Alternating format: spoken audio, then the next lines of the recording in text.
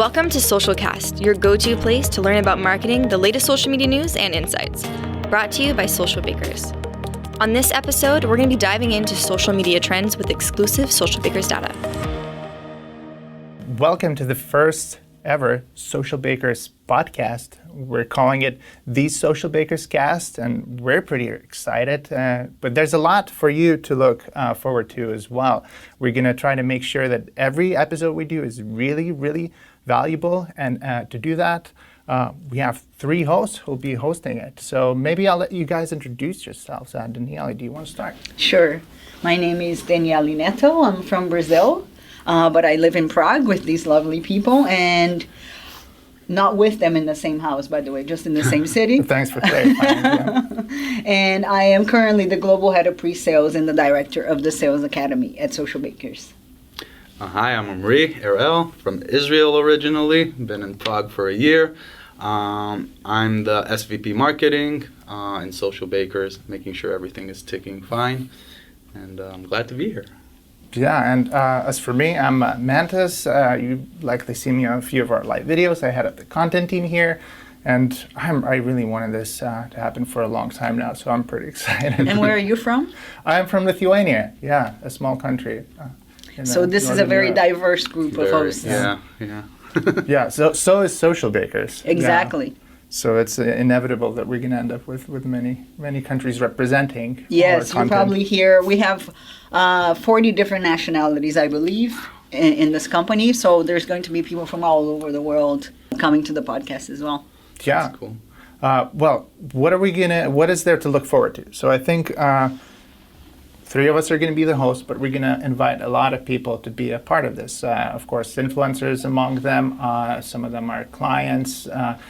Industry thought leaders, and I think we're going to cover anything probably from paid advertising, which is happening in the next podcast, to organic social, to campaign planning, crisis management, what else? Audience day-to-day research, managing of social media. Mm-hmm. Yeah, a lot of stuff. So I think let others know in your organization that this podcast is happening. I think it'll be quite valuable for them, I imagine. So. Yeah, as a company that is in the marketing space, we have a lot of data, a lot of insights, a lot of knowledge, and we're always for spreading it out, letting people know, and especially marketers in such a confusing world where they should be investing their time, their energy, and we'll share what we know. So Yeah. All right. Well, for the first episode, I think we want to discuss something we did a really cool thing, and we're trying to do it quarterly now for a few quarters, and it's our trends report, and we're releasing one the week before the podcast is released, and I think we want to sort of review a bit what's in that trends report. I think there's a lot of really cool data. Omri, like you said, we have a large data set in the organization, and we're able to really study the data in all sorts of angles, and it's so interesting to see the evolution throughout time, because right. Every time we release this report, we see either validation to a trend that we were looking at a few months ago, or something new happening or popping that we were kind of, okay, this is maybe where marketers should be focused right now, specifically on social media. Yeah, there's always something that's really like, wow, and this you're just a quarter past, and really this is how much it has changed? Yes. Yeah. And I think it's important for us to mention as well that a lot of, when you see the buzzwords like trend reports in the media and in other channels, you think, oh, it's just a collection of somebody's opinion about something, right? So you would see a trends report from another industry, and it's not based on data. And our trends report is based on hardcore data analysis that we did within the company. So this is not about predicting or guessing. It's really about what is the data telling us and what can we expect in the next few months based on this data. Exactly.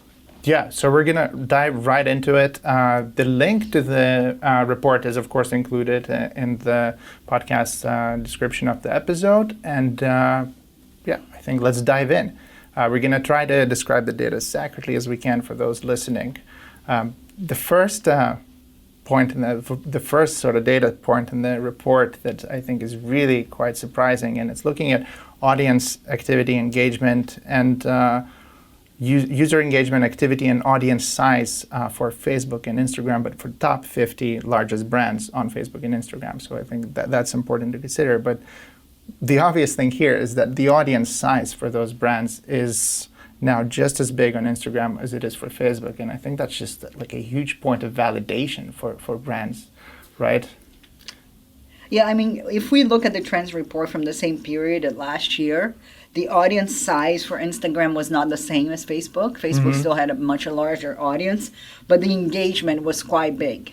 Yeah. And what we're now seeing is Instagram actually catching up. So as far as audience size, it's basically the same between Instagram and Facebook. The activity volume, meaning how often or how many posts do these brands post on a regular basis, is also almost the same. But the engagement on Facebook is very, very little compared to Instagram. Yeah, that is certainly visible. Yeah, I think we've been seeing this trend for a while now, that Instagram is such an engaged platform relative to Facebook that has been for a while kind of plateaued on the same area, and you've been hearing that a lot. The audience size is big, the activity is big, but user engagement for the activities done is decreasing a bit on the organic side when we're talking about it. So it's not surprising that Instagram user engagement would be this high, and it's also it's kind of indicating where time should be invested if your brand is right for Instagram. Yes. And also if user engagement is your biggest factor. So it's a very interesting stat, but I was kind of expecting it as we've been seeing this trend go. We didn't imagine, though, that the audience size would catch up so fast. That was the big surprise for me to see that. And we probably should see it for, I think if we start looking at top 100 pages, top 1,000, yes, we'll see that catch up, I think, over time to where it's going to be, the entire user base is now larger. Yeah, I would say when we look at the trends report in January, we're going to see the audience size on Instagram be a little bit bigger than in Facebook. And I think this is actually interesting. I've been seeing this trend actually on my personal life. So friends who were very heavy Facebook users a year ago are not using Facebook anymore. And a year ago, the same people were very, very, they didn't want to join Instagram. They thought, Instagram is for teenagers. Instagram is just for really young people. And now I'm seeing my friends are 40 plus joining Instagram. Yeah. So I think there's a real shift between the older generation really leaving Facebook and going to Instagram now. Yeah, that seems like it. Also, Facebook has a lot of history to it. Yes. I mean, Instagram's been around for a very long time, but I just, for instance, started using Instagram privately 2 years ago. It feels fresh. It feels like it's a different experience, and it makes sense to me a bit why the engagement would be there when you look at Facebook feed these days versus how you see Instagram. Interesting to see what Facebook will do with that. I'm sure there's awareness towards that part. Sure. And we know they're evolving right now. So it'd be interesting if the aim would be to catch up on engagement, because engagement eventually kind of is actually what shows you if there's actually something going on there with the audience, a connection with the audience. So a decline in Facebook and engagement would signal that there's a lot going on from the side of the pages, the activity, and so on, but people are not engaging. So either they're not exposed, or either they're using the platform less, which is, or that there's a lot of competition around people's eyeballs. Yes. So that's also an indication there. Yeah, that's coming up next. I think the big part of the report is paid. One thing that I think it will be interesting for us to mention right now when we're talking about Instagram engagement is the change in the data of showing how many people liked a photo. Right? This was recently changed. Right. It was piloted or changed? I think it's being tested. It's being piloted in a few places, right? So when I was in Brazil a month ago, it was already there, implemented there. Well, how was the user experience? It was very, very interesting. But I would like to hear from the both of you. What do you think from a marketing perspective? Is that going to be good for brands or not? I guess it depends on the brand and what the aim is. I think it's less dopamine for people because, the likes factor is very strong on the emotional level. It'll be interesting. I'm not sure they're going to remove it. It's such a big kind of thing. Such a big metric, right? It's a big metric. I think maybe psychologically for societies it could be actually a positive thing. I think the reason they're testing it is more on it does affect people, this whole situation. So I don't know how it would affect marketers, as we don't really we work on engagement. So we'll probably instead of focusing on post likes, we'll focus on things that are a bit more substantial. You still have comments, shares, sentiment, and so on. Clicks that indicate a bit more further than just likes. Likes also, what is a like eventually? It's just a person clicking a button, and so it's not necessarily something that's such a big indication of success. And so we've had posts that got so many likes, but they weren't specifically necessarily the ones that were effective. Yeah, they didn't, let's say, convert to most businesses. That's not, there can be a correlation between the two, but not always, really. So we could argue that the likes are almost like the likes on Facebook pages. They're vanity metrics, right? I feel they're just, at this point, kind of an acknowledgement that someone stopped for a second and saw something more than gave you their attention. Than it is like something that indicates so much. Yeah. It's like kind of like CTR became at some point in some advert. Like it's an indication, but I don't think it's the end all. It'll be interesting to. It's also, I think, likes on Facebook and likes on Instagram, two different kind of behaviors. Yes, it'll be interesting. I don't know if they'll remove it. I think they're testing to see themselves what would be the ramifications of removing it. It'll be interesting to see with the results of this testing that they're doing. But also, what would motivate then people to post? Because a lot of the motivation. Well, but the end user will see, like I will see the amount of likes I have on my photo, but you as my friend will not see it. Oh, okay. It's that way. So yes, so I'm able to measure, so it's your my dopamine personal levels are fine. Yeah, mine are fine. It's whether or not the amount of people who like a post induce others to like it as well, right? Whether there's a chain reaction. So you looking at a Social Bakers post on Instagram is just gonna say you and others have liked this picture. I know they were testing on Instagram though, removing totally the button for likes. Like, what would happen if you didn't have likes at all? It's a totally different step. But if only you see them, maybe we can have an episode about this. If only you see the likes, I don't think it will affect marketers that much because eventually, if you have the function of getting them, then the effect would be marginal, I think. Interesting. It will be interesting to see how they... Definitely. Yeah, how do you understand the competitors' content in that context? Exactly. It's really interesting.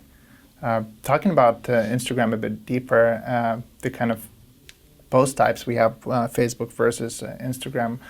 And in the chart in the report, just to describe it, it's maybe more interesting in what's happening on Instagram. So there's really three post types that users use on Instagram. There's image, video, and carousel posts. And images are the majority, no surprise, 73%, 73.5%. Video is 13.7%. It's a really small amount of video content on Instagram. And carousel posts, 12.7%. Not surprising. I could totally believe it, but what I couldn't believe is that the carousel posts are, in fact, most engaging. That means like 120 median interactions on carousel posts versus just 70 on video posts, which is or images a little bit above 80, or I think it's around 90 median interactions. Why aren't people using carousel? Why aren't marketers using carousel? But it's important to know that this is only for organic performance, right? Then not for paid performance. First of all, video and images, I think it's kind of obvious, especially with producing images. It's easier for people in general, not everyone. Yeah. Even though I'm seeing more and more video production, and it's becoming easier to produce videos, and you have a lot of people doing, especially on LinkedIn right now, I'm talking to my phone kind of videos, which is, you see it catching on, but still images are the easiest to produce fast, and Instagram, you don't upload just text. Yeah. Carousels is surprising because I remember it used to be much less effective. Also in getting engagement, so that's a surprising stat to see. I don't see many, really. I don't see, there was a trend in using carousels, especially like in ads a while ago. There was. It's just a thought, a curious point. But maybe we go see what's further.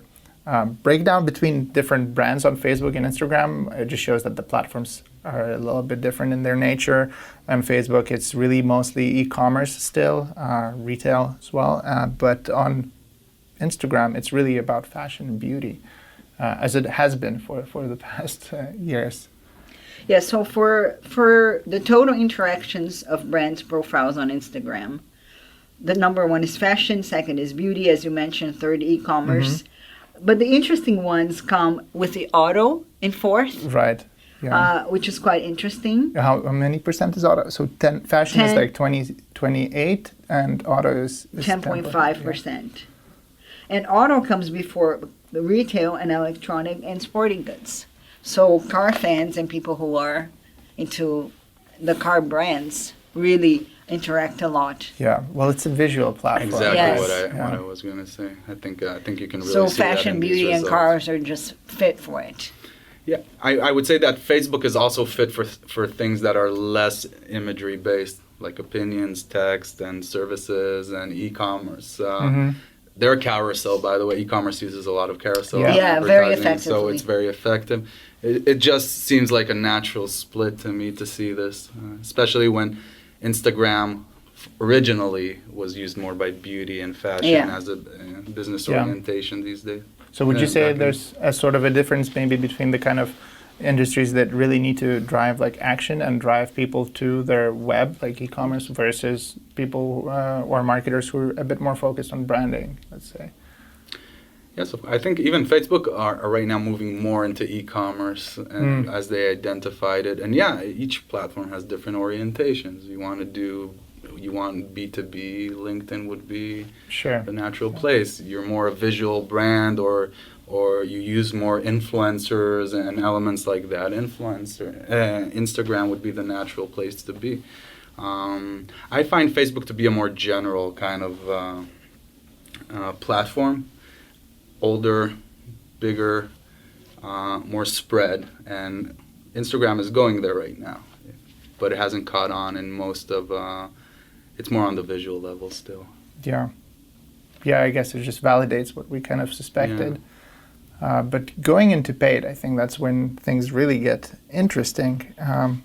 This chart surprises me every time, but it makes perfect sense. And by this chart, I mean it's a comparison on mobile versus desktop ad impressions. The numbers are pretty drastic. So 95% of ads are on mobile. That's not surprising. It was surprising maybe 6 years ago when we saw 50-50, but everyone's with a phone. People use desktop less. Just to say a point, I wouldn't ignore desktop if I was if at all, because the intent use is often high because you sit you're in your desk usually at work, on the computer, no distractions. While mobile, you can be in the bathroom, you can be on a train, you can be just walking, and it's a different kind of experience. Yeah. But it's not surprising because except for at work, you rarely go on Facebook from your desktop. Instagram is it's not even on that. You have extensions, but you don't use it. So, and the world is going at what's a mobile phone? It's a small computer in your hand, and it's just. So I wouldn't discount desktop just because it gets less share of views because it has very high intent usually. But mobile is where the companies I've worked with, and also in Social Bakers, one of the biggest focus we did in the last few months was mobile optimization, because it's a whole different kind of journey. It's a whole different experience. We'll talk about that in the next podcast. Yeah, I think there is an interesting consumer trend within this year, which is that mobile phones are getting bigger, right? So when you're saying 6 years ago, when this was 50-50 split, I remember thinking, like, I was never going to click on an ad on a mobile because they're too small, they're inconvenient, they're not very visual. But as the phones are getting bigger and bigger, I mean, the new Samsung Galaxy is huge. So the ads are much more, they have much more space, they have much more visibility within the mobile. And I think it's interesting what you're saying about the purpose of mobile and desktop. One of the things I noticed with myself is I will browse for stuff on my mobile, but I will buy things on my desktop. That's also something that is very common. the whole experience of mobile is not meant for long processes, long investment. Technically, we get shut down when you see, even if you go in an interesting ad and then someone uses this kind of desktop concept where you have a lot of fields to fill in.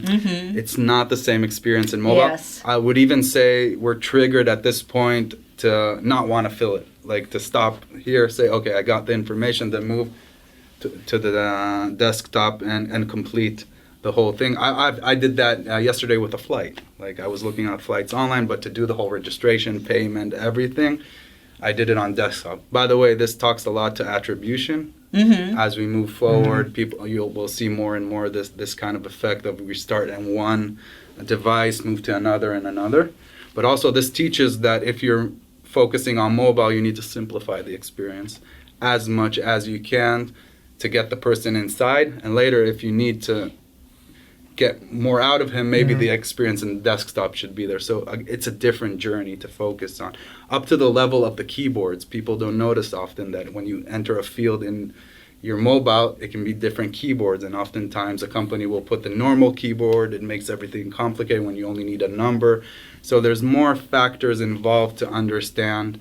It's a faster experience. It's a more visual experience. And any company who has not started this shift is first of all losing on 95%. Yeah. Yes. More.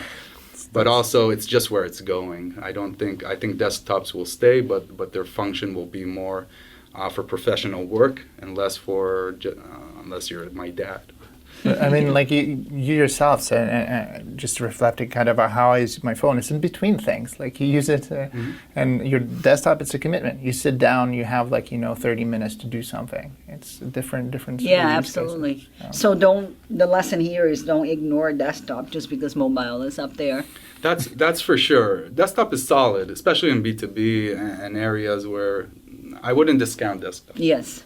It's still there, but 95% says a lot. It wasn't 95% a year ago. Yeah. And I think when we talk about mobile advertisement, I think it's important for the audience to also understand that, we are in Europe right now and doing this podcast, but if you're looking at developing nations like Brazil or countries in South America, it's really important to consider the type of technology that people have access to, the type of internet access that they have access to. So as much as we are very advanced on this and we have data on this, there are still some countries and regions that are very, very behind in mobile advertisement. And as a business, you have to consider what is the mobile phone that most people who in my audience are using, how fast is their internet, what can I do to convert better on mobile, and is that the right channel for me in that region? Yeah, I agree. This is global things, global trends we're watching. But there's countries where you don't have Facebook or that Twitter is the main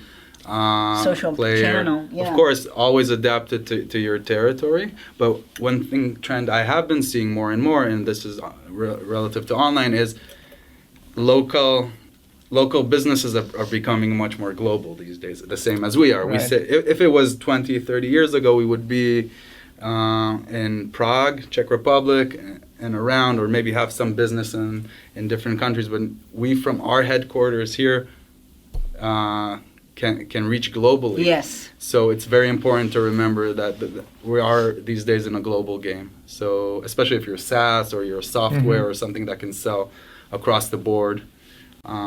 Interesting, yeah. So I agree. There are specific countries that would behave differently. Always do your due diligence on that. Yes. And I guess it's no surprise then that we see the cost on mobile slightly rising, cost per click, and desktop a little bit diminishing. Yes.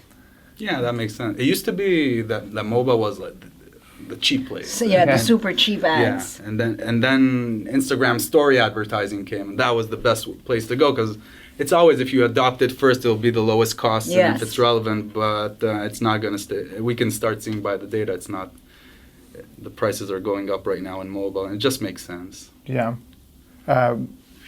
Just a few points to touch from the report on paid that I thought were interesting before we run out of time.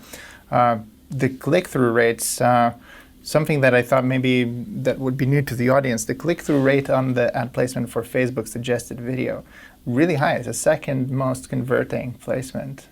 That was new to me. I did not know this. What do you guys think? Why suggested video? My experience, it's just it pops up as you're in the sort of state that you're looking at videos. That's been my experience. I don't know if it's a fact, but it jumps in, grabs your attention because it's not interrupting you in the middle of a video, but it's actually when you're scrolling down, and it can catch attention very well because you're focused on that specific element in the app at that point. It's not this kind of thing that you see, maybe you don't see. It's very apparent when you see it, and I think that accounts for why we see a high click-through rate there. But but that's just an assumption, I gotta say. Right. Just to sort of let the people know. So for the Facebook newsfeed, the click-through is something like 1.5%, and for suggested videos, 0.75. They're still low, but if you look at something like Instagram feed, I mean, we're talking 0.25. So there's also this big difference between Facebook and Instagram when it comes to click-throughs. Like maybe it's something that we talked about already earlier, just different kind of industries, different platforms. Also maturity at this point. Facebook advertising has been around for longer than Instagram, and they've optimized it throughout time. Yes. And the feed is very... And advertisers have had years to optimize on that. And Instagram is a bit younger, and it's a bit of a... The intent is a bit different when people go in. Facebook is a bit broader, while Instagram is more, like we said, visual oriented. So again, not surprising. Also, I would suggest CTRs are not the end all. Of course. They're indicators. The market is migrating more and more out of that kind of perception that was very strong in around 2000s plus, everything was click-through rate, but today we're more advanced in technology, so click-through rate, you can have a very low click-through rate, but it's the right audience. You can have a very high click-through rate, but it's not relevant. So it's a good indicator and when you're doing marketing, but it's not an end-all, and I wouldn't, just as an example, LinkedIn, people say it's the highest click-through rate, it's the highest cost. But if it's the right place to target and you're getting the right person, eventually the cost is lower because you might be paying more for a click, but if it's a relevant person and you get 5 relevant people instead of 1 that you would get for the same amount spent in Facebook, only on a larger, let's call it, click-through rate. So it's a balance you need to find. That's why I'm always ambivalent on click-through rate. It's kind of... Yeah, it can be really misleading. Yeah.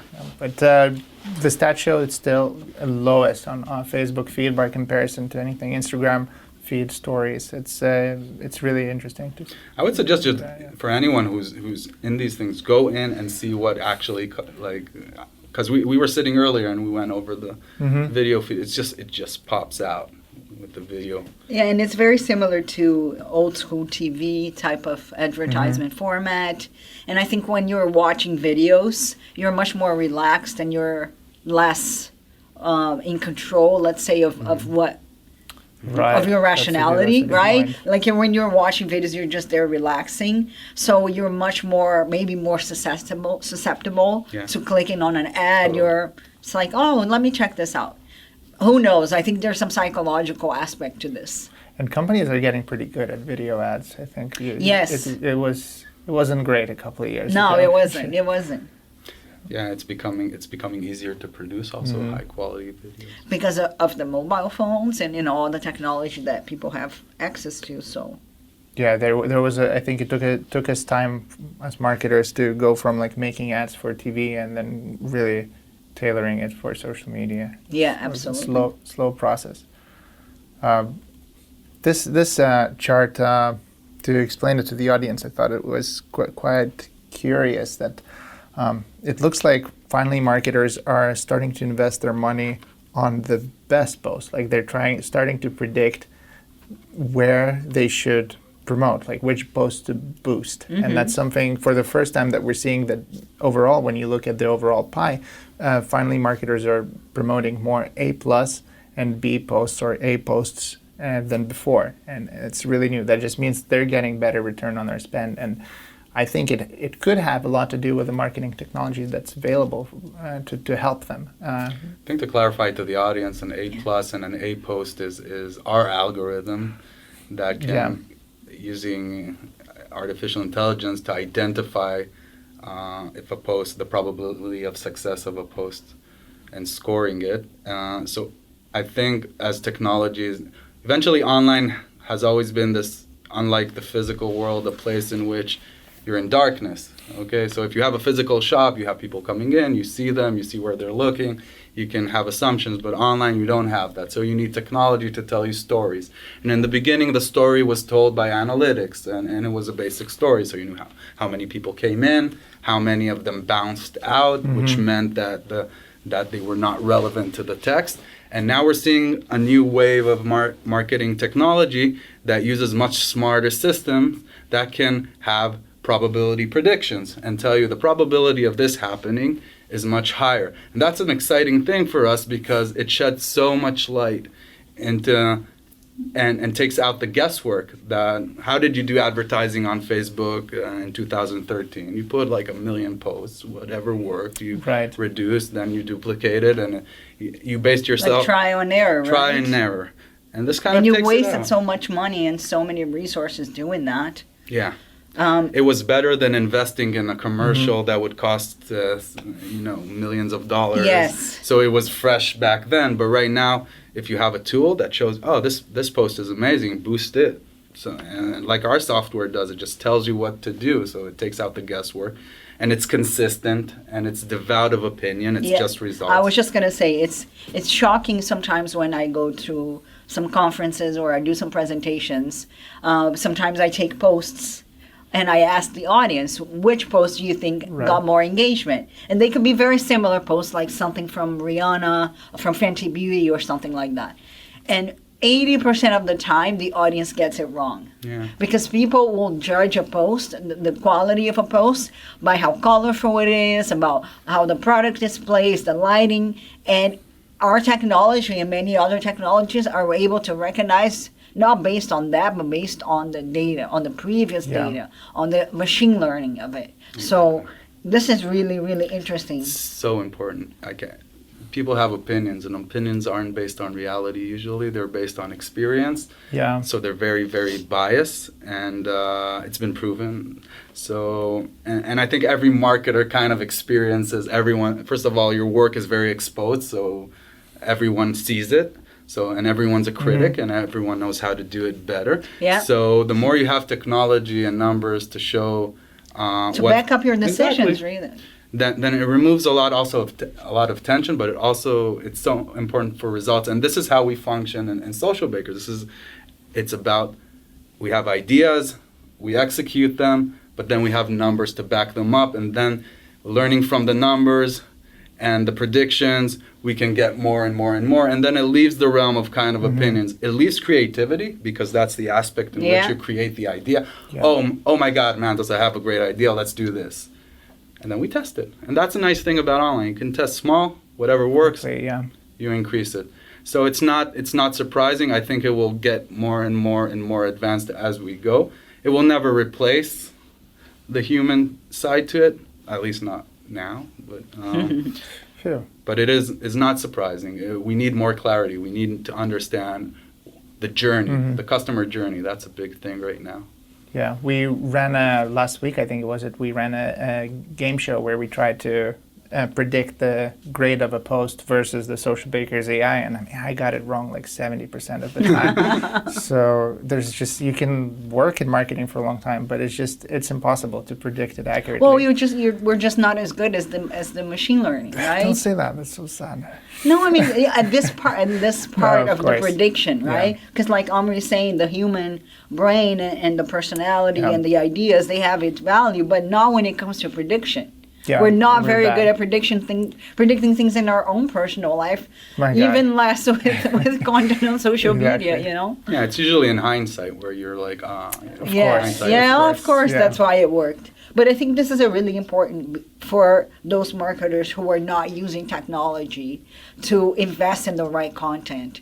If you're not using technology to post at the right time and invest in promoting the right content, then you're wasting so many resources. I agree. And there's a lot of people lately I've been seeing that are talking about the other side. The numbers are hurting the creativity. Yeah, the numbers there's a lot are of that. don't let the numbers rule. But I it's saw that. such a mistake. It's like you can't manage something you're not tracking or understanding. It doesn't have to kill creativity. It can just enhance it and validate it later. So yeah, that movement is weird because it's back to a state where you don't know what's going on. Yeah. Hit or miss. Yeah, absolutely. Yeah, thanks for actually explaining what our AI does. I think that's an important thing because everyone who's listening to this podcast can try it and just to sign up is for free and you'll see how the AI grades your content. And It's a beautiful thing eventually because it takes so much more indicators than it's like the lookalike on Facebook. What does the lookalike on Facebook do?